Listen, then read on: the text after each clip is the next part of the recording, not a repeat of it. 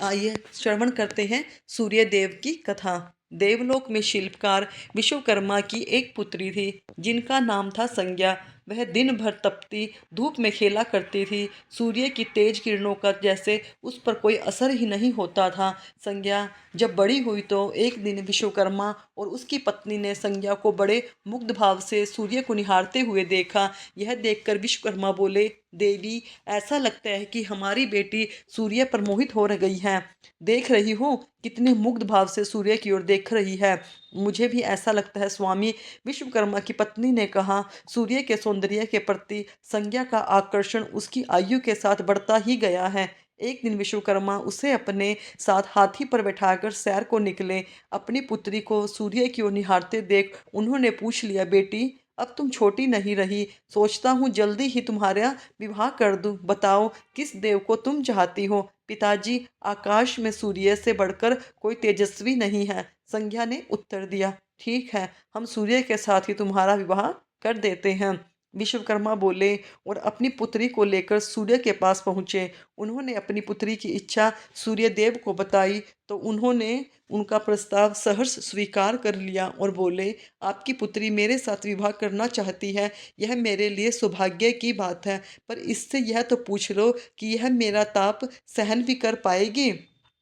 विश्वकर्मा संज्ञा को एक ओर लेकर गए और उससे पूछा। सूर्यदेव का उत्तर तुमने सुन लिया बेटी, अब बताओ सहन कर लोगी हम हर ऋतु में उनका ताप? हाँ पिताजी, संज्ञा ने बड़े विश्वास के साथ कहा। कुछ ही दिनों के बाद संज्ञा का विवाह सूर्यदेव के साथ हो गया। संज्ञा सूर्यदेव के साथ उनके लोक चली गई। पति के साथ संज्ञा के दिन सुखपूर्वक बीतने लगे। फिर उनके यहाँ एक पुत्र पैदा हुआ जिसका नाम रखा गया मनु। अनेक ऋषि मुनि बालक को आशीर्वाद देने आए। यह बालक ज्ञानियों में भी ज्ञानी होगा, ऋषियों ने भविष्यवाणी की। आशीर्वाद सच निकला। जब वह कुछ बड़ा हुआ तो ऋषि मुनियों से शिक्षा ग्रहण करने लगा। सूर्यदेव और संज्ञा को अपने बेटे पर गर्व था। वे बहुत ही प्रेम से अपने बेटे का लालन पालन करते थे। अचानक एक बार ग्रीष्म ऋतु में सूर्य की किरणें बहुत ही प्रखर हो गई। उनका तेज अपनी चरम सीमा पर पहुंच गया। संज्ञा की चमड़ी झुलने लगी। सूर्यदेव ने उसे अपने पास बुलाया तो वह अपनी आंखों पर हाथ रखकर उनके पास पहुंची। सूर्यदेव बोले, संज्ञा, मेरी ओर देखो, तुमने अपनी आंखें क्यों ढक ली हैं? नेत्र खोलो और मेरी ओर देखो, मैं तुम्हारा पति हूँ। स्वामी, आपके ताप से मेरी आंखें खुल नहीं पा रही। संज्ञा ने कहा, इसका अर्थ तो यह हुआ कि तुम मुझे अपने से दूर कर रही हो। विवाह से पूर्व मैंने तुमसे पूछा भी था कि मेरा ताप सहन कर पाओगी? तुम्हारी सहमति पाकर ही मैंने तुम्हारे साथ विवाह करना स्वीकार किया था, लेकिन अब तुम अपने वचन से मुकर रही हो। सूर्यदेव ने कुछ क्रोधित होते हुए कहा। स्वामी, इसमें मेरा कोई दोष नहीं है। संज्ञा बोली, आपका तेज इतना प्रखर है कि सूर्यदेव और भी कुपित हो उठे। बोले, सुनो संज्ञा, प्राणवान वस्तुओं को जीवित कर रखने वाला मैं ही हूँ, परंतु तुमने मेरी ओर से आंखें बंद कर ली है। अंततः तुम्हारे गर्भ में जो बालक उत्पन्न होगा वह यम होगा, यम अर्थात मृत्यु का देवता। संज्ञा वहां से भाग जाना चाहती थी, लेकिन बच्चे का मोह उसे विवश कर किए हुए था। संज्ञा ही एक सहचरी थी, उसका नाम छाया, जो हूबहू संज्ञा की ही प्रतिलिपि थी। उसने इस विषय में छाया से मदद लेने का निश्चय किया। उसने छाया को बुलाया और अपनी समस्या बताई। सुनकर छाया बोली, मुझे क्या करना चाहिए, क्या करना होगा? तुम संज्ञा बनकर मेरी पति के साथ के पास जाओ और उनकी पत्नी और मेरे बच्चों की माँ बनकर वहीं पर रहो। संज्ञा ने कहा, उन्होंने मुझसे पूछताछ की तो कहना कि मैं संज्ञा हूँ, भेद मत खोलना, यह सब मैं करूँगी, लेकिन मेरी एक शर्त है। सूर्यदेव कभी मुझ पर बिगड़े या श्राप देने लगे तो मैं सारा भेद खोल दूंगी। छाया ने कहा, ठीक है छाया, अब जाओ, मेरे बच्चों को संभालो। तुमने मुझे बहुत ये कठिन काम सौंपा है संज्ञा, फिर भी मैं भरसक प्रयत्न करूंगी। छाया बोली और वहां से चली गई। उसके जानने के बाद संज्ञा सोचने लगी, मैं मायके जाती हूँ और माँ और पिताजी मुझे देखकर प्रसन्न होंगे, मैं कुछ समय वहाँ रहूँगी। परंतु पिताजी कहेंगे, स्त्री की शोभा पति के घर में रहने से होती है। ऐसे ही विचारों में उलझी हुई वह मायके को चल पड़ी। रास्ते में उसके मस्तिष्क में उलझने टकराने लगी। वह सोचने लगी, पिताजी जब मुझे लौट जाने के लिए कहेंगे, तब मैं कहाँ जाऊँगी? संज्ञा अपने मायके पहुँची। जंगल में उसका पिता ने उसका बड़ा सत्कार किया। बोलो, आओ बेटी, अब कुशल मंगल तो हो। नहीं पिताजी, आपने ठीक ही कहा था, ग्रीष्म ऋतु में सूर्यदेव का ताप सहन न कर सकेगी। संज्ञा कुछ दिन वहां सुख से रही। एक दिन पिता ने कहा, संज्ञा, तुम्हारे आने से मुझे बड़ा हर्ष हुआ है, परंतु विवाह हो जाने के बाद स्त्री को मायके में अधिक समय तक नहीं रहना चाहिए। अब तुम अपने पति के घर जाओ, फिर कभी हमसे मिलने आना। मुझे तुमसे प्यारा कुछ भी नहीं है, किंतु पति का घर स्त्री का घर होता है, यह मैंने सोचा था। संज्ञा मन ही मन वो बोली। एक रात चुपचाप पिता का घर छोड़कर जंगल में चली गई। वह सोचने लगी, मैं सूर्य के सामने नहीं जा सकती, अतः घोड़ी बन जाती हूँ। उस रूप में मुझे कोई नहीं पहचान पाएगा।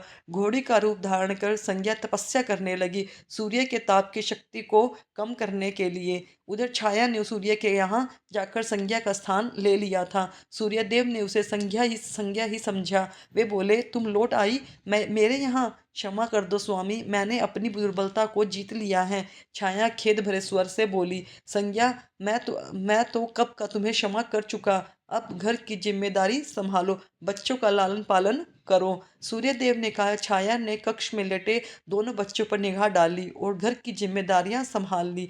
छाया इस घर में सुखी थी। वह प्राय सोचा करती, बेचारी संज्ञा, कितना अच्छा घर त्यागना पड़ा उसे, क्या वह कभी नहीं लौटेगी? समय पाकर छाया को एक पुत्र हुआ। पुत्र पैदा होने के बाद वह कुछ चिंतित रहने लगे। मुझे यह नहीं भूलना चाहिए कि मैं संज्ञा की छाया ही हूँ।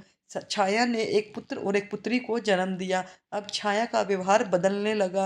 वह अपने बच्चों को तो प्यार करती थी, लेकिन संज्ञा के बच्चों को ताड़ने और उनके साथ दुर्व्यवहार करने लगी। मनु ने तो विमाता के व्यवहार को नजरअंदाज कर दिया, लेकिन यम को उसका व्यवहार खटकता रहा। माता छाया का यमुना बहन के साथ ऐसा व्यवहार करना उचित नहीं है। वह अपने बच्चों के साथ तो कितना अच्छा व्यवहार करती हैं, हम भाई बहन से नफरत करती हैं। एक दिन तो वह हद ही हो गई। छाया ने यमुना के बाल पकड़े और उसे डंडे से पीटते हुए बोला, कमबख्तो, मरते भी तो नहीं, मर जाए तो मेरा पीछा छूट जाए। जब छाया देर तक यमुना को पीटती रही तो यम से रहा ना गया। उसने जाकर छाया का हाथ पकड़ दिया और गुस्से से बोला, बस माता, अब तुमने यमुना का हाथ उठाया है तो मुझे कोई बुरा न होगा, मुझसे बुरा कोई ना होगा। अच्छा, तेरी यह हिम्मत, मुझको धमकी देता है? ठहर जा, आती हूँ, मैं तेरे पिता से शिकायत करूंगी। छाया क्रोध से सिहर उठी। छाया ने तो इस डर से सूर्यदेव से शिकायत न की, कहीं उसका भेद उजागर ना हो जाए, लेकिन यम और यमुना ने तंग आकर अपने पिता से उसकी शिकायत अवश्य कर दी। पिताजी, यह स्त्री हमारी माँ नहीं है। यम ने कहा, हाँ पिताजी, पुत्र माता से विमुख हो सकता है, परंतु माता की ममता कभी कम नहीं होती। यमुना भी बोल उठी, मैं देख लूंगा, तुम जाओ, डरो नहीं, सब ठीक हो जाएगा। ऐसा कहकर सूर्यदेव ने बच्चों को धैर्य बंधाया, लेकिन बच्चों के जाते ही वे सोच में पड़ गए। बच्चे ठीक कहते हैं, यह कोई मायावी है। सूर्यदेव गुस्से में भरकर छाया के पास पहुंचे और उसके केश पकड़कर झंझोड़ते हुए बोले, सच बताओ, तुम कौन हो, अन्यथा मैं तुम्हें कठोर दंड दूंगा। ठहरिए स्वामी, भय से कांपती हुई छाया बोली, मैं संज्ञा की छाया हूँ। वह आपकी देखभाल का भार किसी को सौंपे बिना नहीं जाना चाहती थी, इसलिए उसने मुझे आपके पास भेज दिया। वह कहाँ गई? सूर्यदेव ने पूछा। उस अपने पिता के यहाँ। सूर्यदेव सीधे विश्वकर्मा के पास पहुंचे और उनसे पूछा, संज्ञा कहाँ है? वह तुम्हारे तेज से बचने के लिए यहाँ आई थी। विश्वकर्मा ने बताया। अब वह कहाँ है? मैंने ध्यान करके पता किया, उसने घोड़ी का रूप लिया है। वह जंगल में घूमती रहती है और तुम्हारे तेज को घटाने के लिए तपस्या कर रही है, विश्वकर्मा ने बताया। तो आप मेरा तेज घटा दीजिए, फिर उसे खोजने के लिए चलते हैं। सूर्यदेव बोले। सूर्य विश्वकर्मा ने सूर्यदेव के तेज का 8वां भाग छांट दिया, जिससे उनका तेज घट गया। फिर वे संज्ञा को खोजने निकले। उन्होंने राहगीरों से पूछताछ की, तुमने इधर कोई घोड़ी देखी है? हाँ, एक विलक्षण घोड़ी को हमने नदी के पास विचरण करते देखा है, राहगीरों ने बताया। उसमें विलक्षण क्या बात है? वह घोड़ी मानवीय भाषा में बोलती है। देव, तब तो यह अवश्य ही संज्ञा होगी, सूर्यदेव ने कहा। सूर्य घोड़ी के निकट पहुंचे और कहा, संज्ञा, मैं सूर्य हूँ, तुम्हारा पति। अब यह घोड़ी का रूप त्याग दो। जब तक मेरी मनोकामना पूरी न होगी, मैं यह रूप नहीं त्यागूंगी।